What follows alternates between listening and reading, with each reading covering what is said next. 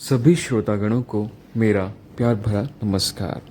स्वागत करता हूं अपने चैनल पुराण कथाओं में एक कहानी के साथ जिसका शीर्षक है नागलोक के राजा बासिक की कहानी।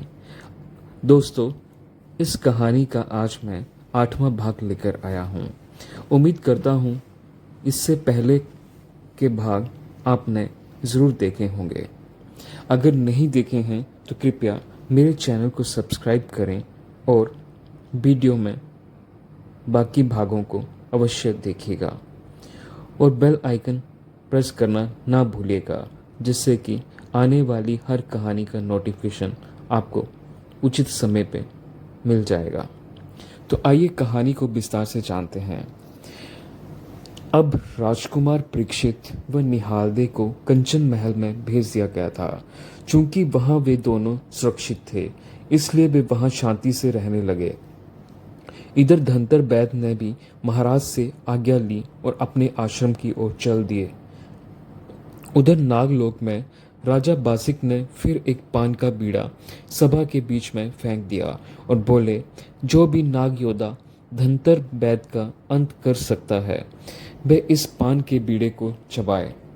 सभी नाग योद्धा एक दूसरे की शक्ल ताकने लगे, क्योंकि किसी भी नाग योद्धा में वैद्यराज धनतर का सामना करने की हिम्मत नहीं थी। वे सभी धनतर वैद्य को अच्छी तरह जान चुके थे।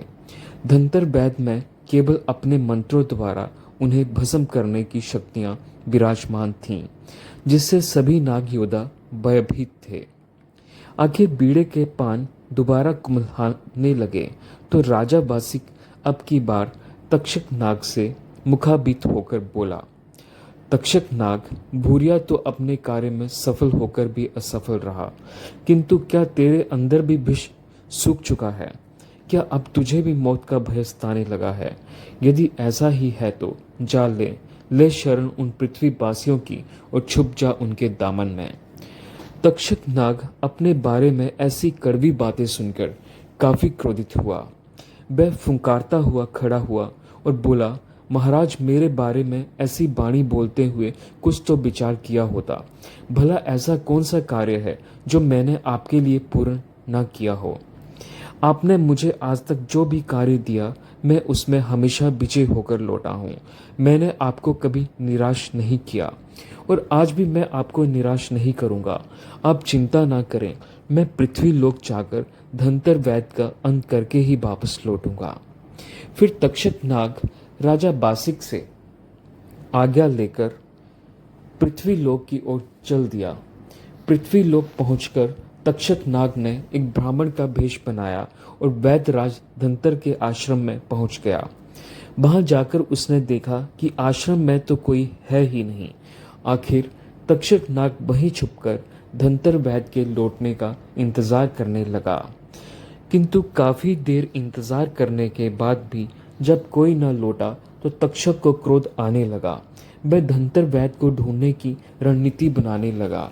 तभी उसकी नज़र एक झोपड़ी की तरफ पड़ी जो आश्रम से कुछ ही दूरी पर स्थित थी। तक्षक नाग तुरंत दौड़कर उस झोपड़े के पास पहुंचा, जिसमें एक गरीब किसान का परिवार रहा करता था। वहां जाकर तक्षक बोला, कोई है जो इस बूढ़े ब्राह्मण को पानी पिला सके? आवाज सुनकर किसान अपनी झोपड़ी से बाहर निकला और बोला, कृपया बैठिए महाराज, मैं अभी आपके लिए जल लेकर आता हूँ। पानी पीकर तक्षक किसान से बोला, मेरे पुत्र को एक जहरीले सांप ने डस लिया है, जिससे उसका शरीर धीरे धीरे नीला पड़ता जा रहा है। इसलिए मैं धनतर वैद्य को बुलाने उनके आश्रम गया था, किंतु मुझे वहां कोई नहीं मिला। क्या आप मुझे बता सकते हो कि धनतर वैद्य मुझे कहाँ मिल सकते हैं? किसान बोला, पंडित जी, धनतर वैद्य तो राजा पारिक की नगरी में गए हैं।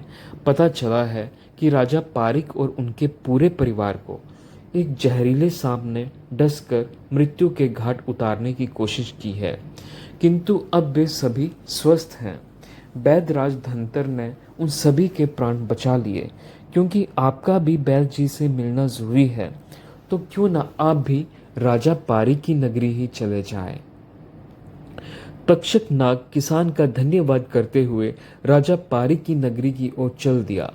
2-4 मील चलने के बाद उसने विचार किया कि राजा पारी की नगरी में जाने से आखिर मुझे क्या फायदा होगा।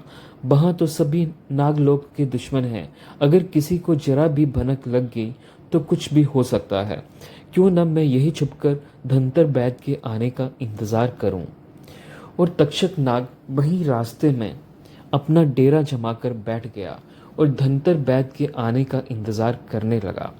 दोस्तों, भाग 9 में आप सुनेंगे कि क्या तक्षक नाग बैदराज धनंतर को खत्म कर पाएगा, जिनके देखने मात्र से खतरनाक नाग का भी विष उतर जाता है।